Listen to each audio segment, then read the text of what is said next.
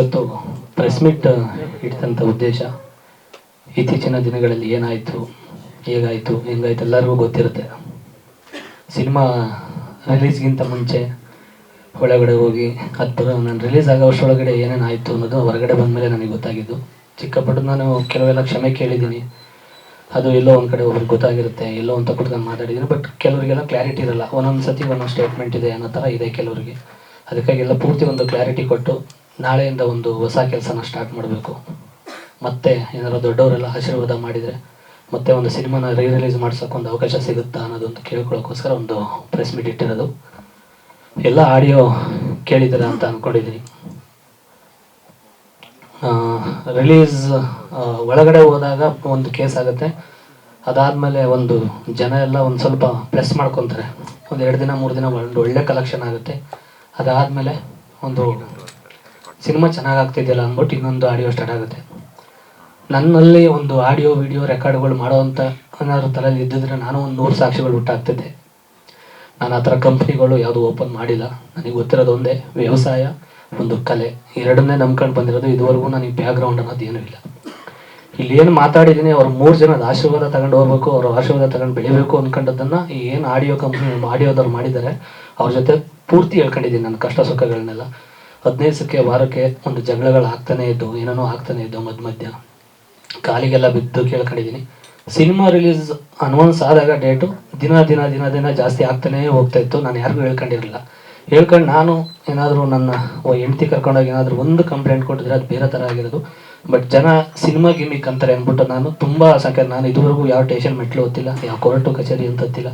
ನಮಗೆ ಯಾಕೆ ಬೇಕಪ್ಪ ಬೇಡ ಅಂತ. ಯಾಕಂದರೆ ಸುಮಾರು ಕೆಲಸಗಳಿರೋದ್ರಿಂದ ನಾನು ಅದಕ್ಕೆ ಕೆಲಸಕ್ಕೆ ಹೋಗಿಲ್ಲ. ಬಟ್ ಹಿಂಗಾಗುತ್ತೆ ಅಂತ ಅಂದ್ಕೊಂಡಿರಲಿಲ್ಲ. ನನ್ನ ಒಂದು ಬ್ಯಾಡ್ ಲಕ್. ಸ್ಟಾರ್ಟಿಂಗು ಆಡಿಯೋ ಕೇಳಿದಾಗ 100% ಅದು ನಂದಲ್ಲ ಅಂತಲೇ ಅಂದ್ಕೊಂಡಿದ್ದೆ ನಾನು. ಯಾಕೆಂದರೆ ಒಂದೊಂದು ವೇರಿಯೇಷನ್ ಒಂದೊಂದು ಥರ ಇದೆ. ಸ್ಟಾರ್ಟಿಂಗ್ ಆಡಿಯೋ ಕೇಳಿದಾಗ ಅವ್ರ ವಾಯ್ಸ್ ಎಲ್ಲ ಪೂರ್ತಿ ಮ್ಯೂಟ್ ಆಗಿ ನಂದು ಮಾತ್ರ ಬರೀ ಅವರು ಅಂದಿದ್ದಾರೆ ಅಷ್ಟೇ, ಮಿಕ್ಕಿದ್ದೆಲ್ಲ ಕಟ್ಟಾಗಿದೆ. ಈಗ ಪೂರ್ತಿ ಬಿಟ್ಟರು ಆಡಿಯೋಗೂ ಅದಕ್ಕೂ ನೀವು ಒಂದ್ಸತಿ ನೋಡಿದರೆ ಅದು ಈಗ ಏನು ಮಾತಾಡಿದ್ರು ಅದು ಸಮರ್ಥನೆ ಅಂತ ಅನಿಸುತ್ತೆ. ಬಟ್ ನಾನು ಸ್ಟಾರ್ಟಿಂಗು ಇಲ್ಲ ನಂದಲ್ಲ ಅಂದಿದ್ದೆ ಒಂದು ಕಡೆ ಒಳ್ಳೇದು ಅಂತ ಅನಿಸುತ್ತೆ. ಯಾಕೆಂದ್ರೆ ಹಂಗೆ ಅಂದಿದ್ದಕ್ಕೆ ಯಾರು ಬಿಟ್ಟಿದ್ದು ಅಂತ ಗೊತ್ತಾಗಿದ್ದು. ನನಗೆ ಯಾರು ಬಿಟ್ಟವ್ರೆ ಅಂತ ನನಗೆ ಗೊತ್ತಿಲ್ಲ. ಯಾಕೆಂದ್ರೆ ಅವ್ರು ಒಂದು ಹಿಂಟ್ ಕೊಟ್ಟಿದ್ರು.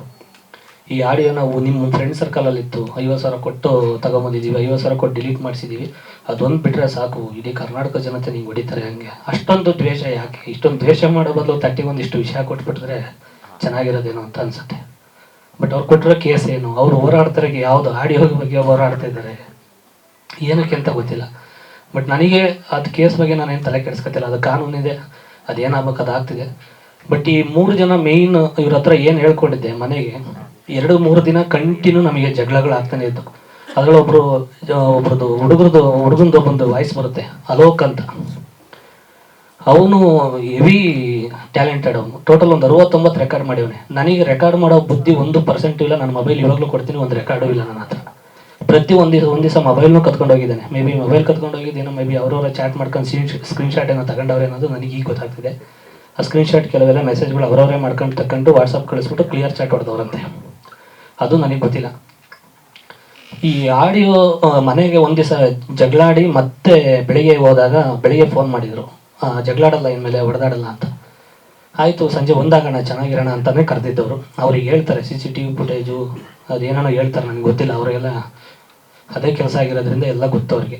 ಬಟ್ ನಾವೇನು ಅಂದರೆ ನಾವು ಸ್ವಲ್ಪ ಹಳ್ಳಿಯಿಂದ ಬಂದಿರೋದ್ರಿಂದ ಪಟ್ಟಂತ ಹೋಗಿ ಹಳ್ಳಿಗೆ ಬೀಳೋದು, ಮಾತಾಡ್ಬಿಡೋದು, ಏನೇನು ಮಾತಾಡ್ತೀವಿ ನಮಗೂ ಗೊತ್ತಿರಲ್ಲ.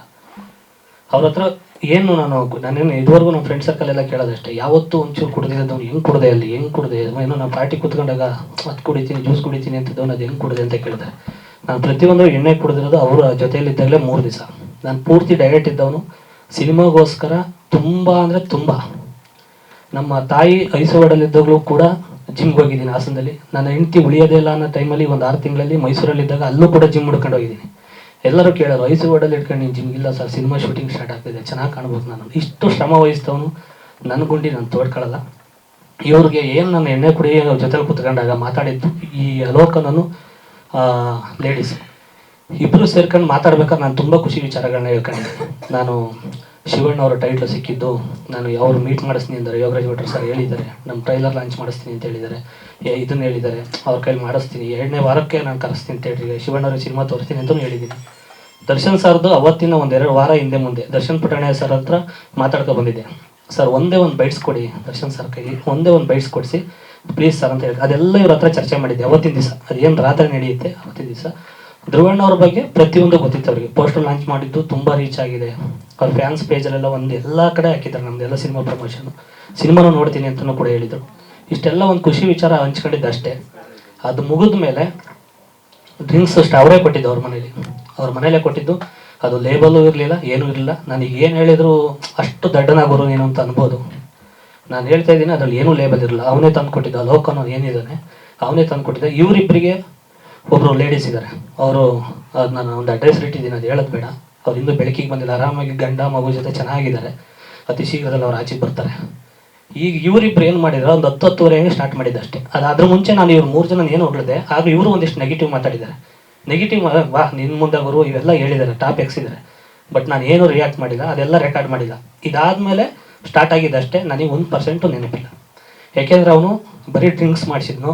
ಅದಾದಮೇಲೆ ಅವ್ರ ಮನೇಲಿ ಅದೇನೇನು ಪೌಡ್ರ್ ಇಟ್ಟಿದ್ದವನೇ, ಏನೇನು ಕತೆ ಪ್ರೋಟೀನ್ ಅಂತ ಹೇಳಿ ಕತೆ ಅದೇನೋ ಗೊತ್ತಿಲ್ಲ ನನಗೆ. ಎಷ್ಟೋ ಸತಿ ಹಾಕ್ಕೊಟ್ಟಿದ್ದೇನೆ ಎಣ್ಣೆಗೆ. ಅದೇನು ಅಂತ ನಾನು ಹೇಳಿದ್ದೀನಿ ನೆನೆ, ಕಂಪ್ಲೇಂಟು ಮಾಡ್ತಾಯಿದ್ದೀನಿ. ಅವ್ರ ಮನೇಲೆಲ್ಲ ಚೆಕ್ಕಿಂಗ್ ಆಗಬೇಕು ಅನ್ನೋದು ಹೇಳಿದ್ದೀನಿ. 10-10:30 ಸ್ಟಾರ್ಟ್ ಮಾಡಿದವನು ಬೆಳಗ್ಗೆ ಒಂದು 8-9 ಗಂಟೆಗೆ ನಾನು ಆಚೆಗೆ ಬಂದಿರೋದು ಮನೆಗೆ. ಯಾರಾದರೂ ಎಣ್ಣೆ ಕುಡ್ಕೊಂಡು ಮನೆಗೆ ಹೋದಾಗ ಕೇಳಬೇಕು, ಎಲ್ಲ ಹೆಂಡತಿ ಮಕ್ಳಿಗೆ ಫೋನ್ ಮಾಡಬೇಕು. ಒಬ್ಬ ಕುಡ್ಕೊಂಡು ಮನೆಗೆ ಬಂದವನೇ ಬರಮ್ಮ ಕರ್ಕೊಂಡು ಹೋಗಿ ಅನ್ಬೇಕು. ಇಲ್ಲ ಒಬ್ಬಳೇ ಇದ್ದಾಗ ಹೋಗಿದ್ದೆ ಅಂತ ಹೇಳ್ತಾರಲ್ವ, ಸ್ಟೇಷನಿಗೆ ಫೋನ್ ಮಾಡಬೇಕು, ಕುಡ್ಕೊಂಡು ಮನೆಗೆ ಬಂದವನೇ ಅಂತ ಹೇಳ್ಬೇಕು. ಯಾವುದೂ ಇಲ್ಲದೆ ಬೆಳಗ್ಗೆ 8-9 ಗಂಟೆಗೆ ಕಳಿಸ್ಬಿಟ್ಟು ನಮಗೆ ಏನು ಬೇಕೆಲ್ಲ ತಗೊಂಡಿದ್ದೀವಿ, ಇನ್ನು ಆರಾಮಾಗಿರೋ ಅಂದರೆ ಇದೇನು ಅರ್ಥ? ಇದು ವಾಸ್ತವ. ಇದರಲ್ಲಿ ಅವ್ರ ಥರ ನಾನೇನು ಕಟ್ಟಕತೆ ಕಟ್ಟೋದಾಗಲಿ ಯಾವುದೂ ಕಟ್ತಿಲ್ಲ. ಇದು ಸತ್ಯಾಂಶ ಹೇಳಲೇಬೇಕು ಅಂದ್ಕೊಂಡೆ ನಾನು ಎಲ್ಲ ಕ್ಲಾರಿಟಿ ಕೊಡೋಣ ಅಂತ. ಈಗ ನಾಳಿಂದ ಒಂದು ಒಳ್ಳೆ ಕೆಲಸಗಳು ಸ್ಟಾರ್ಟ್ ಮಾಡಬೇಕು. ಸುಮಾರು ಕೆಲಸಗಳು ಬ್ಯಾಲೆನ್ಸ್ ಇದಾವೆ, ಎಲ್ಲ ಸ್ಟಾರ್ಟ್ ಮಾಡಬೇಕು. ಹಾಗಾಗಿ ದಿನ ಅವ್ರು ಕೌಂಟ್ರು ಕೊಟ್ಟರು, ನಾನೊಂದು ಕೌಂಟ್ರು ಕೊಡೋದು, ಅವ್ರೊಂದು ಕೌಂಟ್ರು ಕೊಡೋದು, ಅದು ಬೇಡ ಅಂದ್ಬಿಟ್ಟು ಲಾಸ್ಟ್ ಫೈನಲಿಗೆ ಒಂದು ಇವತ್ತು ಮಾತಾಡೋಣ. 3 ಜನ ಏನಾರು ಒಂದು ಆಶೀರ್ವಾದ ಮಾಡಿದರೆ ಮತ್ತೆ ಸಿನಿಮಾನ ರಿಲೀಸ್ ಮಾಡಿಸೋಣ ಅಂತ ಒಂದು. ನಿಮ್ಮ ಕುಟುಂಬಕ್ಕೊಂದು ಪರಿಪೂರ್ಣ ಯೂಟ್ಯೂಬ್ ಚಾನಲ್. ಇಂಟ್ರೆಸ್ಟಿಂಗ್ ಮತ್ತು ಇನ್ಫಾರ್ಮೇಟಿವ್ ವಿಡಿಯೋಗಳನ್ನು ಮಿಸ್ ಮಾಡ್ಕೋಬೇಡಿ. ಈಗಲೇ ಸಬ್ಸ್ಕ್ರೈಬ್ ಮಾಡಿ.